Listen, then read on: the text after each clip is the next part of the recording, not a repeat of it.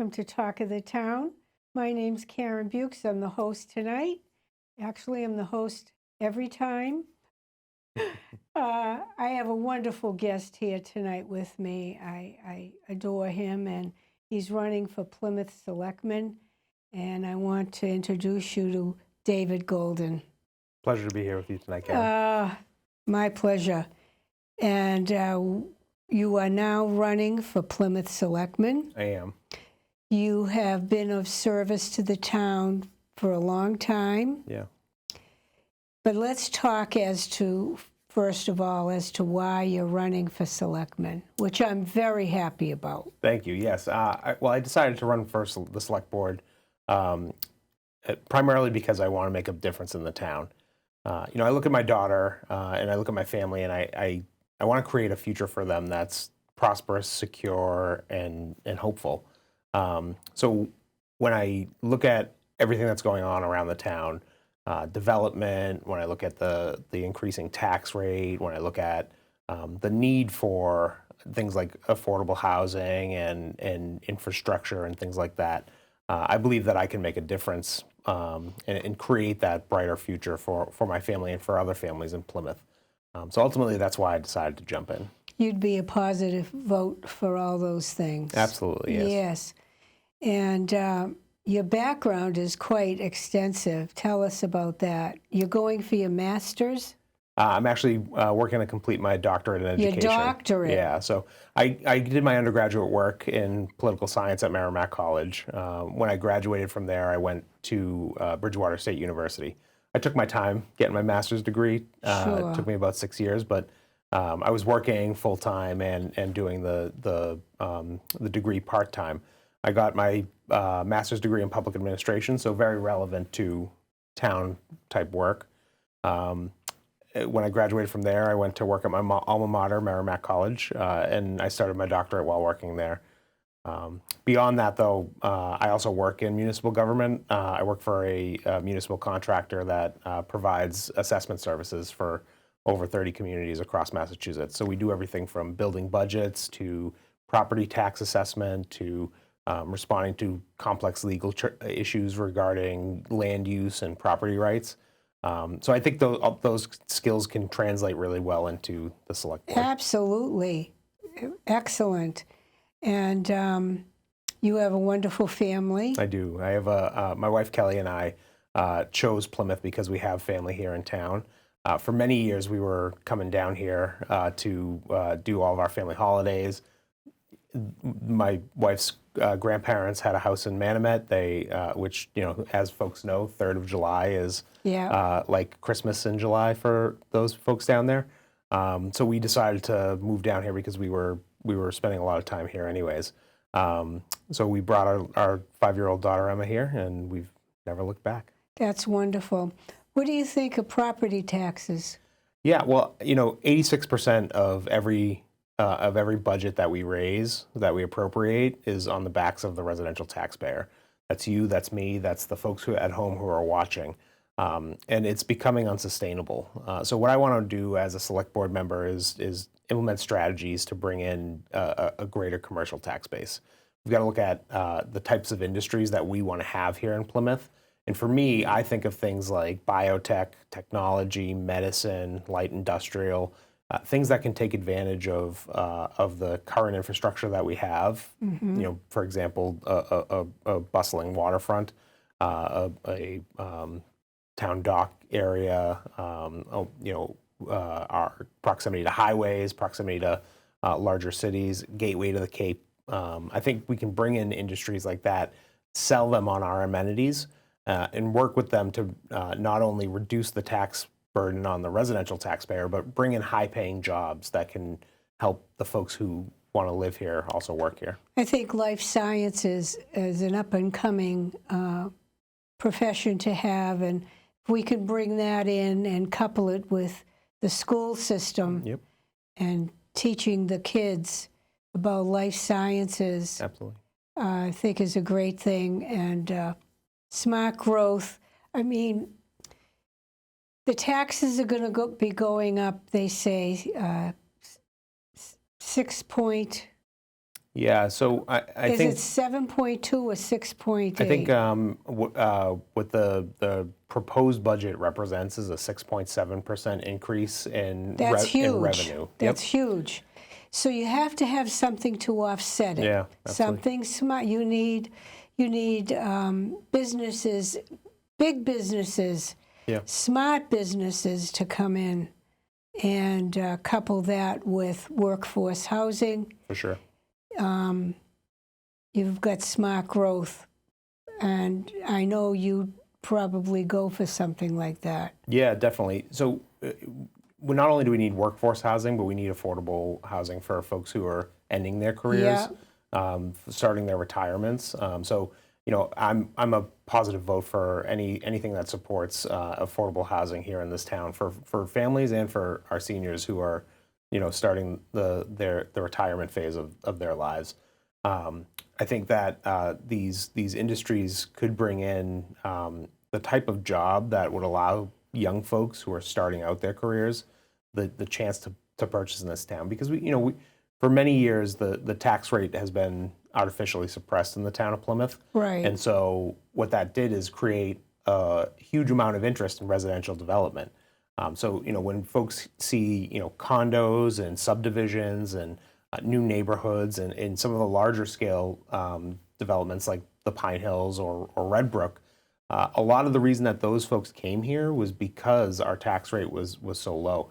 But as those developments started to bring people in and start selling those units, families came in, folks with needs for emergency response came in, and the cost to the town to provide the necessary services, fire, life safety, police, and schools, has skyrocketed. So now we're in a position where we have to figure out how we can bring in the amount of revenue that we need without crushing the residential taxpayer. And to do that, it's not just commercial that we have to bring in, but we also have to figure out creative strategies, like utilizing our waterfront district and for tourism, providing lifestyle amenities, sports facilities here in town and things like that to make sure that the people who want to work in those industries want to come here. That's right. And Makepeace was saying they would like to build housing, true affordable housing for young families. Yeah. Because they rent, and when you rent, you're throwing your money away. Sure. But they don't have the deposit. Right. It's a terrible thing. The Bidenomics is just not working. Yeah. Yeah, it's really tough for folks to buy these days. I in addition to working for full time with my company, I also have a real estate salesperson's license, and so I see what's happening in the market, and prices are holding steady. We're still seeing COVID era pricing on housing here in Plymouth, so that precludes a lot of young families. It precludes a lot of folks who are retiring and on a fixed income, and so for them, the only opportunity is to rent. You mentioned 80 Makepeace, the folks who are responsible for Red Brook. They're working on building an affordable opportunity for folks who are older seniors, and their model is to buy down the affordability rate. So a lot of folks probably don't know that our affordable housing is tied to the Boston. Cambridge market. So the way that the state does it is it's based on your area median income. For us, that's about $109,000 a year. That's a good salary. It's a very good salary. So when you look at affordability, the way that the statute is written, you end up paying $2,000 plus in rent, which is, for a lot of folks, could be a mortgage. So it's not true affordability. But 80 Makepeace is instead of doing their affordable rents at the 80% level, which is the requirement for the state, right, they're looking at lowering their rates to 60% and even in some case 30%. Oh, 30, yeah. So you're talking about rents that are somewhere in the high $300 to mid $500 range. And for some folks, that makes a huge difference. Absolutely. Somebody on fixed income, I mean, what are they getting? Right. and I think what they're doing is a wonderful thing. Yeah, absolutely. I see a lot of seniors who come into the towns that I work in who are looking for a break on their taxes, and Plymouth has Yep. some of these exemptions that exist for folks who are elderly, folks who are veterans. There are folks with certain disabilities who are allowed to take advantage of these tax breaks, but the reality is that we still need a rental market in this town because not everyone is going to be able to buy. They don't have the Right. credit, they don't have the down payment, they don't have the savvy to be able to navigate a purchase. And so we need to be working, I think, with developers like Makepeace to really truly create real affordable housing in this town. Absolutely. Do you know how many migrants are in this town? Not offhand, I don't. Yeah. But it has been an increasing flow from border states to northern states where there have been policies put in place to welcome such folks. Right. I read a story about a woman in Boston, a husband and wife, they took in 2 migrants. And she had the audacity to say she loved it because the woman did all her cooking and cleaning, and the man did all the work. Her husband, they didn't have to do it. In essence, what they have is 2 slaves. Sure. And that actually turned me off. Yeah. I thought that was disgusting. Right. Right. And she clearly didn't realize what she was saying. Yeah. Yeah. I think there are some well-meaning folks out there who would like to see us take better care of, as a society, of these people who are obviously hurting. They're not coming to our country because they think that it's going to be easy. They're coming here because it's so hard where they are. They can't imagine it being any worse. Well, So for us, the question is, how do we create policies that that support people who we didn't intend to be here? And from a town perspective, there's very little that we can do. A lot of it is foisted on us by the state. right. So what we end up having to take the responsibility for is mostly for the children who come with these families who end up entering our school system. So we have to consider English as a second language. We have to consider transportation. We have to consider providing meals for these folks. So that's really where the town focus is going to be. Yeah. And it can be quite a burden. Yeah, it is. For Yeah. sure. In a town where we're already hurting for tax revenues as is. Yeah. I think we have a phone call. Good evening, Karen. Good evening, Dave. Oh, hello. How Hi. are you tonight? Good. Good. I am very glad that you're running for select board. I think with all the committees you've been on, that you'll be able to just step right in and start running because you have so much knowledge of what is going on in the town, and the different committees that you're on will help you to get this town to move forward. There's a lot of things that need to be done, and I think you have the knowledge, and I know you got the energy because you're on so many committees. You got to have all that energy, and you don't fall asleep at any of the meetings. So, Thank you. That sounds like Steve Lyden, am I right? Yes, you are. And, I appreciate that, Steve. No problem. But I'm glad you're running, and I think I don't care who else is running. You got my vote, and I think you're the most knowledgeable person in the town to run. And I want to thank you for everything that you do. And I know when you become selectman, you're going to have to get off a lot of those committees, and you're going to be missed. So, but like I said, I'm really glad that I'm really glad you're running, and I serve on one committee with you, and I see how you run the meetings and how professional you are, and I think the select board could use another member like that. And but I do. I wish you the best, and you got my vote, and I'll let you go. But Stevie, I have a question. Sure. Are you going tomorrow night to David's Time at 3V?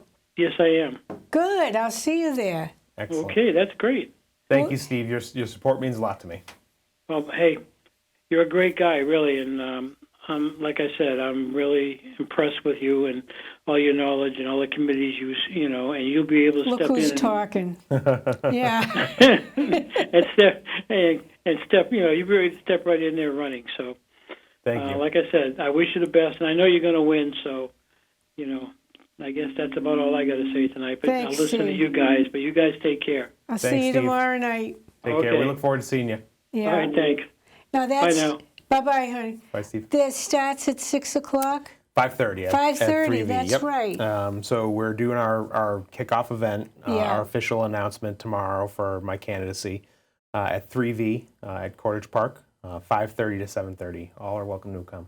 And it lasts longer. Yeah, of course. Yeah, nobody wants to leave. Yeah, right. Yeah, you're going to have some good food? Yep. There'll be food, a lot of opportunity to talk, and Yeah. I want to hear from the public as to what they think is important, because obviously I have some ideas. I've shared some here tonight as to what I think the town needs to do in order to move in the right direction. But one thing that's important to know about me is that I'm very much in tune with what the public is in need of, what they want.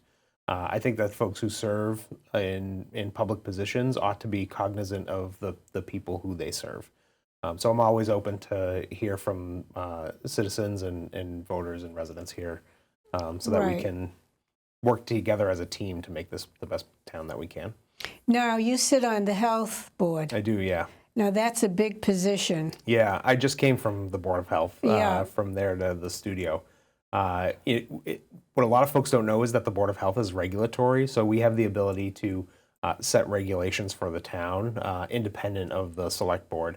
Our authority derives from Mass General Law. It's huge. Yeah, so everything from tobacco sales to Liquor. liquor to your Septic. your Title V requirements. We have responsibility for short-term rentals. I mean, the animals in town. The health code is huge. It's got a lot of it's voluminous. If you sat down and went through it, it would take you quite a bit of time. So we have public hearings all the time for variances for septic.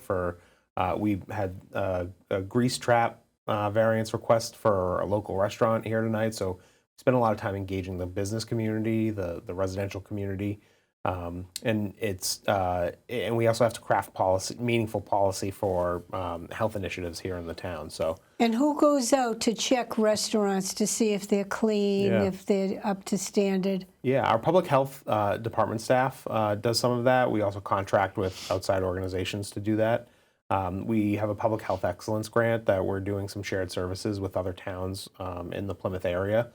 So there are a couple of different hands in that pot, but it all flows through the public health department. Yeah, it does. People don't realize that's a powerful agency. Yeah, it is. It really is. And I think the town manager has done a great job to reorganize that under the leadership of Michelle Brady, who's our new commissioner for Health and Human Services. And under her leadership, we're taking like a holistic approach to health here in town.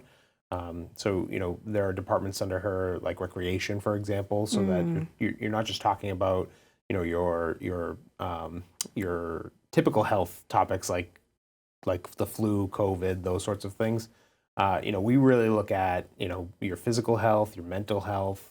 We incorporate the schools quite a bit into our work. The Plymouth Area Chamber of Commerce came tonight to discuss a partnership with schools for a new program a new initiative that's being launched. So we're a very active board, and our charge is to inform the public about health, but we go way beyond that. So you get informed if the kids start coming down with measles or things of that nature, and you get that information out. Yeah, any communicable disease gets reported to the Department of Public Health, and we always report it to the state and through our website. We also discuss mitigation policies on the Board of Health during each of our meetings. We typically will have an update about respiratory diseases, COVID, flu, RSV, those sorts of things. And we spend a lot of time trying to inform the public about how they can avoid those sorts of things. Yeah, Spoiler alert, most of it is just washing your hands that's right. and avoiding touching your face. Yeah. But there's quite a lot of information that comes out of the public health department, and the staff does a great job. I can't say enough good about them. Oh, Karen Keene, Yeah, I'm telling you, I love her. she's a dynamo. I have always loved her. She is so smart, Yeah, intelligent, she is. and a good person. Yeah, she runs a great department, and she really cares about the people in Plymouth too. Yeah, She's does. a resident. She's a town meeting member. She's highly engaged. She wants Plymouth to be an excellent place to live. Yeah. I just love her. It's been constant, a long time, and I always wish her the best. That was very smart putting her in that position. Mm-hmm. Yeah. And you serve on a charter review committee. I do, yes. How's that going? It's good. It's a bit of a slog. I want to make sure that folks know that the Charter Review Committee is different than the Charter Commission. Right. So the Charter Review Committee was appointed in the summertime. In late July, early August, we started getting our work That's when together. it always is. Yeah. Yeah. We are appointed by a panel that consists of the moderator, who serves as the chair, Yeah. a member from the Committee of Precinct Chairs, and a member from the Select Board. So we started reviewing the charter in August, and folks have a lot of opinions on that group. Tell me about it. I served on 3 reviews and 1 commission. Yeah. And I'm telling you, it was the craziest time to serve on anything like that, because people have some very strong opinions on how things should go, Definitely. which is fine, but you have to do a good for all. Yeah. You just can't do for a group. Right. And I'm sure you're listening to everything. Yeah, we're spending a lot of time bringing in outside presenters. I think one of the things that the Charter Commission, the recent Charter Commission, failed to do was to engage folks who have a stake in the matter. So I've met with department heads. We bring in presenters from other committees, from Town managers, selectmen. town management. We had a joint meeting with the select board back in December. Yeah. So we're trying to make sure that we're hearing from as many folks as we can. We usually have some members of the public who will join us either virtually or in person to come and speak on a public And you're comment. on Zoom, aren't you? Yep, we do hybrid. Yeah. So we always have an in-person and a Zoom component. A couple of times we did Zoom only, but that was really for purposes of not being able to use the room. Oh, yeah. So town hall is tight on space right now. Can you imagine how tight it was when it was on Lincoln Street? I can only imagine. Yeah, but I miss that place, sort of. You know, that was homey. Yeah, right. You know, but and any significant changes, you think? Yeah, so I think we're restricted by the Massachusetts Constitution and general laws. We can't. And it has to go through the AG. Yeah, so there are a couple of steps. So we can't change the form of government. We also can't change the terms of office, the selection method, or the length of time that someone can serve on the select board, the town meeting, or the town manager. So we're restricted in some ways, but mostly what we're doing is working to make the charter more understandable to the average citizen. Flows better. Yeah, we're cutting out extraneous language. We're taking out references to general law because general laws change. So we're trying to make it easier for people to comprehend. But we're also one of the major things that we did was take a look at the committee of precinct chairs. Under our current charter, the committee of precinct chairs is only mentioned 5 times, and in none of those 5 instances does it give them any real purpose in town government. And in fact, 2 of the mentions of of the COPC are conflicting. One says that they have to organize within 30 days. The other says 45 days. So there's a little bit of cleaning up that we're doing as well. But what we did with town meeting with the COPC was make sure that they're focused on town meeting. We gave them the opportunity. We gave them the responsibility to form subcommittees. Thank you. To look at focus on what they're there past for. actions of town meeting. Yeah. So we're really trying to give that group a charge, and I think it's a great time too, because the town manager has recently committed staff to the COPC. So I think we're going to really see an evolution of that group through the coming election, the implementation of our charter changes, and the addition of support staff. So I'm hopeful that the COPC will really become an elevated group that really speaks for town meeting in the interim between each of our two meetings. Anything else on the horizon? We're looking at selection method for a variety of committees that aren't related to those three positions that I initially listed. Nothing majorly substantive, but it's really about we're going line by line through the entire charter. That's what you do. So we're doing the hard work, making Yeah. sure we're getting rolling up our sleeves and making this work for the town. Is it a cohesive committee? Yeah, I think so. We generally have a cohort of folks who vote in favor of the changes that we're proposing. Oftentimes we're unanimous, and in the few times that we're not, it's one or two folks who have a legitimate concern with the changes that we're making. We have excellent debates on the Charter Review Committee. Some of them are high philosophy. Some of them are very much about the minutia, like whether or not we should have a comma in this sentence. Yeah. But it's a great experience. It is, and the less you say, the better it is. As the chairman? No, in the document, Right. because you don't want to tie the hands Right. of the town. Yeah.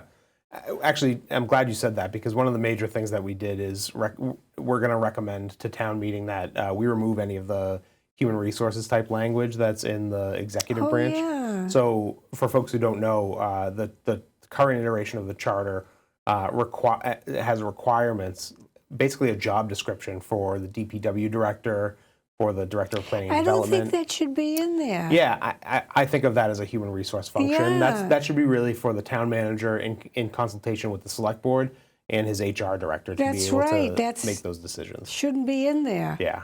So on the process, what will happen next is once we've finished our work, we will put together a series of motions that will go in front of town meeting.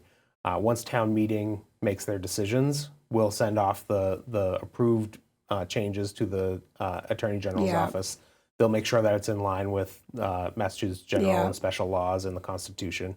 And then from there, it'll be able to be enacted here in town. Have you had any representatives from other towns in? We haven't. We've really focused on, because we have a unique model here in Plymouth, even in terms of representative town meetings. And most towns in Massachusetts don't have representative town meeting. They have an open town meeting, which I can't imagine how they handle that level of engagement. People loved it, though. Yeah. They loved. My sister lives in Bourne, and they have open. Yeah. And anybody can go in, but it's quite raucous. Yeah. And disorganized. I used to live in North Andover way back, and when a controversial issue came up one year, there were 3,000 residents at their town meeting, and every one of them got to vote. What the heck was that about? There was a question on the warrant about whether or not there should be a partnership allowed between a local college and a residential So it struck development. a chord, and they Yeah, so 3,000 people. 162 town meeting members here. Imagine if there were 3,000 of us. God, I can't imagine. I think it should be less. Yeah, again, that's something that we can't do. Composition of the You're right. the town That's meeting. up to town meeting, and they'll never. Once you say 7, 9, whatever it is, they'll keep that. Yeah, right. They don't want to see their neighbor go away. No, and I think folks they want to serve, and so if there are some precincts that have a hard time getting all 9 members. Oh, tell me about it. I think the vast majority of folks who are on town meeting generally want to serve and make a difference in town. Do you know when I first moved here, we were precinct 6, Mm-hmm. and then as the town grows. The clerk has to do something about that because you can't go over a certain number. So we became precinct 7. On the west side of 3A is 7, and 6 is on the ocean side. Yeah. But in the middle of my street, 6 starts. Right. 15 or now 17, whatever, starts in the bog. Right. And it's like crazy. But my precinct was always high in volume, Yeah. very high. Not anymore. Right. Right. It's really sad. Yeah. And we've thought 3 ways to Sunday to get people out. Yeah. If they don't want to come out, they'll come out for presidential. Right. You know, if it affects their pocketbook, Mm-hmm. they will. Right. Or a new school or something like that. Yep. But it's very hard. Yeah. We're in the same precinct now. We're both in precinct 7. Yeah. And we have a very engaged precinct right now. The folks. I can't, The precinct members were Yeah. always engaged. It's the voters Yeah. that, yeah. for sure. I can't say enough good about the folks that serve with me on precinct 7. But yeah, absolutely. You know, we talk on the COPC all the time about whether or not we should have a role in driving out voting numbers. And the hard part is, you know, we live in a free society. If people don't want to Yeah. vote, they don't want to vote. Exactly what you said, Karen. I looked at the numbers a couple of years back. People come out for the presidential election in droves. They come out less for the midterm elections, and they come out even less for our local elections. Mm-hmm. So, you know, I think one thing that I want anyone at home to think about is what affects your life the most. Probably the local decisions that are being made. You know, there's an old saying, all politics are local, right? You know, certainly what's happening at the federal level is One thing. hurting a lot of Yeah. people right now. There's, you know, people's pocketbooks are Really hurting. really strained. But when you think about, you know, how your roads are managed, when you think about your school system, when you think about the way that restaurants are licensed and all of your commercial, your liquor stores, your retail, you know, everything that you see around you on a daily basis, everything you engage with every day, that's local politics. Right. It's happening at the select board level. It's happening at the town meeting level. And if people want to make a difference in their daily lives, just pay attention to what's happening in meetings that are going on all around you. And they're televised now. Yeah, yeah. I mean, there's no excuse. There's never been a more accessible government than we have now. Right. And so, you know, here at the local scene, they film a lot of the major meetings that are happening around town, and even the minor meetings that are happening still make it to their website because a lot of us utilize the Zoom Tape technology or to Zoom. record it. Yeah. So, you know, if you look at any of my charter meetings, they're all up on pactv.org. You can find everything, anything that's going on in town. You can have access to it. You can do it, I know. And since they revamped that town website, it's really easy. Yeah, yeah. In fact, even on the when you go to the agendas and meetings, there's often a link to the video that happened recording the meeting. So, yeah, I mean, it's so easy nowadays. Yeah, it's really wonderful. You reminded me of something. I thought of it earlier. Somebody asked me, why did the selectmen give a liquor license to the southern sector, really down south there? And, you know, convince me. Yeah. So I said, well, the theory is this, and a proven theory, that when you issue a liquor license, other businesses come. Sure. And that's where you get your tax revenue. Absolutely. And it's a quirky thing, but that's what happens. Yeah. So, you know, people go, oh, liquor license, what good is that? We don't get the revenue, blah, blah, blah.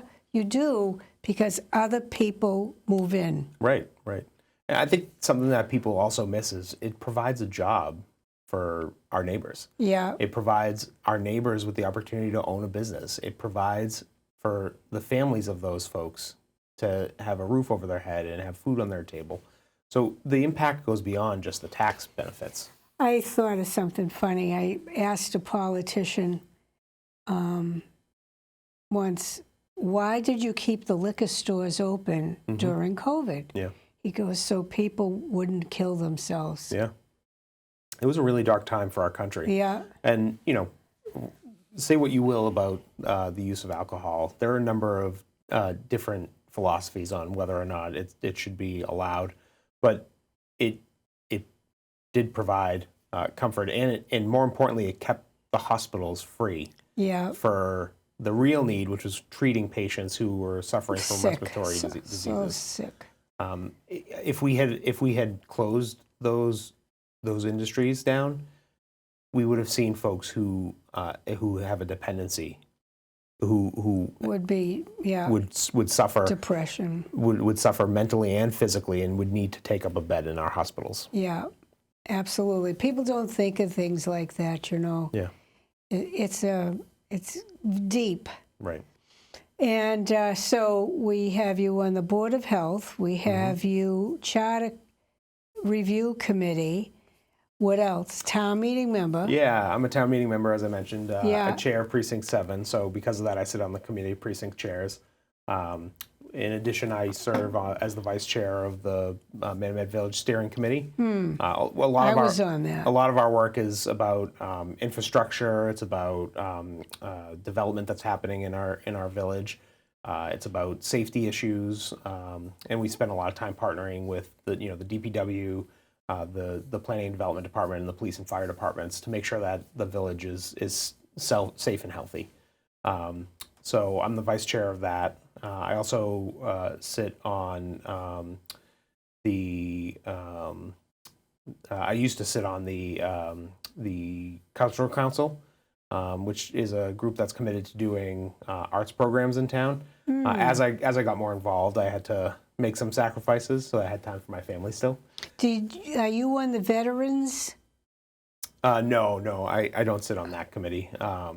I'm on the Memorials Advisory Committee. That's it, Memorial Advisory. Yeah, so I serve as the chairman of the Memorials Advisory Committee. That's a group that is really looking to promote and protect Plymouth's past. So we have the opportunity to review applications for individuals, groups, and places here in town that are of cultural or historical significance.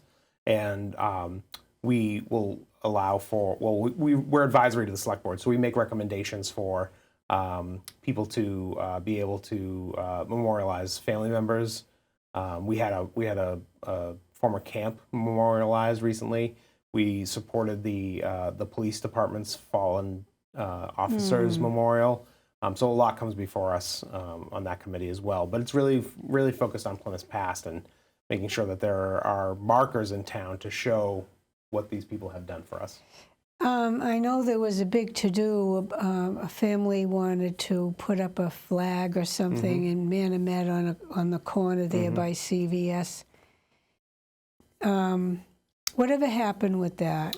Yeah, that was years ago before my time. Yeah. So a flagpole was allowed to be put up, Yeah. and the town's currently working to make sure that the site is being taken care of, Maintained. because it had fallen into disrepair. So I would anticipate very soon that flag will be remedied and it will be looking good again. Is there a light on it? I'm not certain, but I'll definitely There make sure. could be a solar light. Yeah. You know. Yeah, flag code requires it. Yeah. So there should be if there's not. Yeah. No, I'm glad. I'm glad you're going to look into that. I also served on the I served as the program director for a little bit for the Plymouth Redevelopment Authority. So I have a wide variety of interests, and the Redevelopment Authority is focused on affordable housing opportunities, and I partnered with the Affordable Housing Trust and other folks across town. When I left that, we were working with the Plymouth area Habitat for Humanity to put in an affordable unit down in Manomet. So that took some time because there were some title issues with the property, but I believe that program is going forward very soon. Years ago in the housing there, it was on Summer Street there. No, not Summer Street. At the lights there, going, Dunkin' Donuts is over here, Yep. Skippy's. The housing there, my husband and I were going by, and in the paper there was something about a woman died because it was so hot in there. Yeah. So my husband got a bunch of businessmen together and got air conditioners for every one. A lot of businesses like David Gallerani Yeah. and Tiny's Glass Yeah. and all that. And also up in North Plymouth, that housing, Yeah. he got them. And only 2 people out of that whole thing didn't want air conditioning, Yeah. which is fine. Sure. You know, they just didn't like it. So every time I go by and I see the air conditioners, and there was a little to-do about it, the redevelopment. I think it's the redevelopment that was in charge. Said, no, we don't want them. We don't want to put them in, you know, take them out, put them in. So Kenny found a way, and Stevie was part of that, to permanently leave them in there, Yeah. but easily taken out if, God forbid, anything happened. Sure. So he was so happy about that. Yeah. I wasn't fortunate enough to know Ken, but I hear nothing but good things about him. Well, he just loved this town. He loved serving. Yeah. He just ate it up. Yeah. And this was a guy, nose to the grindstone, work. He'd work till 3 a.m. in the morning. He was an appraiser. Yeah. In those days, a lot of times he had to switch over, learn computer, but by hand. Right. Oh my God, books. Those must have been books were like this. But he loved, and then when he retired, he was more busy than Yeah. when he was working. Yeah. I think my wife thinks that's going to be the same of me too. Yeah. Oh, you have a long time to go. Yeah. Right. Just wait when you're selectman. Yeah. I'm It's looking forward to it. 24/7. No, I'm looking forward to it. I think that people need to be involved if they want to make a difference, and so I'm more than up to the challenge. I've worked 24/7 jobs before. I'm excited to do it again for the town of Plymouth. Yeah, and you're a young guy. Yeah. You know, you have a lot ahead of you. Right. So, but what do you think is the most challenging here? I think the tax situation here in town is probably the most pressing issue that we need to address. We're raising $300 million next year. 86 cents on every dollar that we raise is going to come from the residential taxpayer. Ugh. And so we need to figure out how we can alleviate that. I named a couple of industries earlier that I want to pursue. You talked about life sciences yourself, Karen. We have a major hospital here in town. We have That's expanding. institutions of higher education up Yeah. at Portage Park that have satellite Yeah. offices. We can really have a significant life sciences industry in this town. We have doctors' offices. We have everything that you could need here in Plymouth.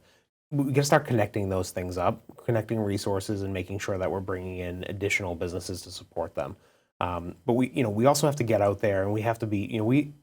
Select board members need to start attending trade shows in Boston and elsewhere to be able to sell to businesses. This is why Plymouth is such a great place to be. We have something for everyone. We have a great food scene. We have bars and restaurants. We have entertainment. We have recreation. We have fitness. We have the green economy, the blue economy. When you look at towns across Massachusetts, there's nothing like Plymouth. We are so unique. We stand out among every community. There's no reason that we shouldn't have flagship corporations that are working out of here. Well, what you need is a developer that will bring all that in and also improve the infrastructure. And they're out there. Yeah. I know one that, Sure. And I think it's going to be great. Yeah. So, and we need people like you, forward thinkers, historical value, integrity, which you have. Thank you. I know you and I had a conversation, and I told you what, don't ever, and you said, I am my own person. Well, yeah. I mean, if anyone watched the Board of Health tonight, they would see that. I try to balance our role as regulators, as policymakers, as leaders in the community with compassion and outreach to the people I serve. So I always intend to do what's right for Plymouth. Even when it's hard. there are decisions that we have to make that it's difficult to go down that path. But, if we work together, if we listen to one another, if we listen to the people we serve, we can get there pretty easily. Right. As long as we're working in conjunction with one another, and it's across the community. It's select board, it's town meeting, it's the town manager's office, it's the staff, and most importantly, it's our neighbors. That's what local government's about. It's about engaging your neighbors. Well, it's all in local government. That's where it's at. Things happen on the periphery, and you should vote, Absolutely. at all times. But this is where it's at. Yeah. And this truly affects you. For sure. And you have to be very careful on who you vote for. Yeah, absolutely. Everybody starts out as a Democrat, which I was, and worked for this great congressman up at the Boston State House, and Democrat, and I helped a lot of them. But one day this old man called, elderly gentleman, and he was seeking help, and he said to the congressman, "Could you help me? My wife has cancer. I don't know where to turn." And he said, "Let me get back to you. I've got all your information." And then he told an aide, "Look up how he votes." And they looked up how he voted, and he was a Republican. And he said, "Don't call him back." I went, and this is in the early 70s, I went immediately to unenrolled. Yeah. Yeah, I mean, that's a really unfortunate set of circumstances. I was heartbroken. Yeah. That's not how government should act. Absolutely not. What I like about municipal government is that our elections are nonpartisan. It's really we should really be focused on helping one another. That's really that's the purpose of government. If it's not to help one another, then what is it for? Yeah. Well, that's where it's supposed to be. Dickie has such a great heart. He does. They all work well together on that select board. Sure. Dickie has the heart and the calmness, the temperament for that. Harry's spot on. I mean, Harry can sum it up in 3 sentences. Charlie, he's got the huge heart too, and he, lots of things shock Charlie. He can't believe sometimes how people act. Right. But he's a great individual. John has a wealth of knowledge.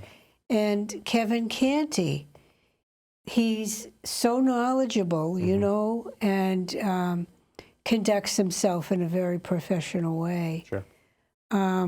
They all work well. Yeah. And I'm going to miss Harry, something terrible. Harry's been great. I was delighted to hear from him when he decided not to run, but when he thought that I would be a good person to get my name out there. I have big shoes to fill if I'm lucky enough to get the vote from the citizens. You'll be fine. Yeah, and I know you will absolutely be stellar, and the people board will be very happy. Harry and I always got along until that one time we had a screaming match. And it didn't affect our friendship. Yeah. We just, it was like nothing happened. Right. He was gracious enough, and I was gracious enough, and it was like nothing. Right. And he's just super, and I hope everything works out for him. Yeah, me too. That's what it's all about, in local government. You have the tough conversations. It's almost like a family. You have the tough conversations, and then you move on together. You make decisions, and you move on together. Well, when you're sitting there and you get a text from me, because I'm texting all of them, and they're texting me back. And what I do is I lobby, but I lobby before. Right. And that's what I did at town meeting, too. I mean, to bring in medical marijuana was not easy. I started a year and a half before. Right. they were adamantly against it. Yeah. And I didn't blame them. I knew that's what it was going to be. Right. But you start out, slow, and then and Kenny was an example for that. Yeah, for sure. Yeah, because it worked. Yeah, absolutely. It helped him. So, and what else is on your agenda, sir? Well, as I said, we're doing our kickoff tomorrow at 5:30 at Cottage Park at 3V. 3V. At 3V. I'd love to see as many members of the public come so that I can learn from them what's important to them, and so I can share my vision for Plymouth. I'm really excited to make this town a great place to live, to work, to raise a family, to retire. That's really what it's all about. That's what I want to do for the community. I know. Does your wife work? She does, yeah. So I think I mentioned we both have our real estate salesperson's license, but Yeah. we also both have full-time jobs. And she's heavily involved in a variety of groups in the South Shore as well. A lot of groups that are focused on women's issues. And so we don't sleep. And you have a child. In addition to raising a 5-year-old. Yeah. Well, what's great for us is that we both have incredibly flexible jobs. So Yeah. my wife works remotely 5 days a week. Oh, I work great. I work remotely 3 days a week. And my wife works at a large accounting and advisory firm. And her team was actually remote even before the pandemic. So they're always going to be remote. That worked out. Yeah, we're very lucky, and we live in Manomet too, as I said, and we're right at the end of our old street is our beach association. So we get out there any chance we can get, and we love this community. And your little girl is going to school now? Yep. Well, in September she'll be in the public school system. She'll be at Manomet. I love Manomet Yeah. Elementary. My kids went there. We're excited for her to get into the school system. Yeah. She's growing up fast. Yeah. She's an October birthday, so she'll be a little bit older. So am I. Yeah. So, but she's amazing. She's the light of my life. Yes. I bet she looks like you. She does, yeah. My wife won't be happy to hear that. No, I haven't even seen her, and I know that. No. Well, you're a good family man. Thank you. I have a very supportive wife and a very supportive family, so I wouldn't be able to do this without her. She always pushes me to follow my dreams and do what makes me happy. So this is a commitment that we've made to the community, not just me personally, but as a family. How'd you meet? We met at work. I first met her during her interview at Stonehill College. Oh, nice. We were working in the Department of Residence Life there, and we hit it off. Yeah. Twinkle in your eye. Yeah. We were very lucky. We loved our time at Stonehill. We were both residential administrators there for a number of years. I was actually there 6 years while I was working on my master's degree. Right. And it was a great community for us. And the president of the college ended up marrying us. He's a priest. He ended up marrying us. He baptized our child. So we've kept connected to that community as well. We had one other doctor on the select board, Dr. Rushforth. Are you going to be using that title?